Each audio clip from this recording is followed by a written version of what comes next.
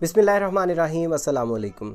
उर्दू के इस्लाह इमला के वीडियो के साथ आपकी खिदमत में हाजिर हैं। कल एक इंतहाई पढ़े लिखे दोस्त का एक मैसेज रिसीव हुआ जिसमें उन्होंने लिखा हुआ था गए, और गए कैसे लिखा हुआ था उसका उन्होंने गाफ छोटी ये बड़ी ये को मिला के ये जिस तरह आपके सामने आ रहा है इस तरह से लिखा हुआ था।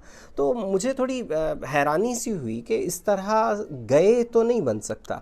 मैंने उनके पुराने मैसेजेस को भी चेक किया, मैंने कभी गौर नहीं किया था, लेकिन वो पहले भी गाफ ये को ही गए लिख कर भेजते थे।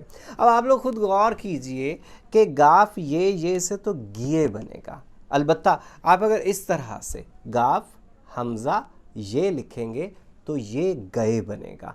तो इसका मतलब है कि हमारे यहाँ लोग ऐसे भी मौजूद हैं जो गए को भी गलत लिखते हैं, गिए लिखते हैं।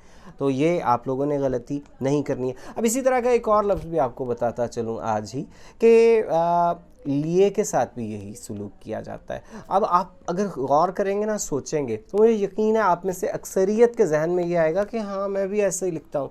हम लिए को भी लाम हमज़ा ये लिखते हैं। मैं इसलिए आया था, तो उसमें भी लाम हमज़ा ये। अब ऑपोजिट हो गया, गए में हमने ये लगा दी, उसे गिए बना दिया, और लिए में हमने ये लगानी थी, वहाँ हमज़ा लगा के उसको लय बना दिया। ज़रा देखिए, ये आपके सामने लिखा हुआ है गए, और ये आपके सामने उसी अंदाज में लिखा हुआ है, तो ये लय बनेगा ना, ये लिए कैसे बन सकता है फिर? तो इसी तरीके से ये जो आपके सामने लिखा हुआ है ये गिए बनेगा और ये लिए बनेगा। तो अब करेक्ट क्या है? अगर आपने गए लिखना है तो आपने इस अंदाज में लिखना है, ये वाला अंदाज गलत है।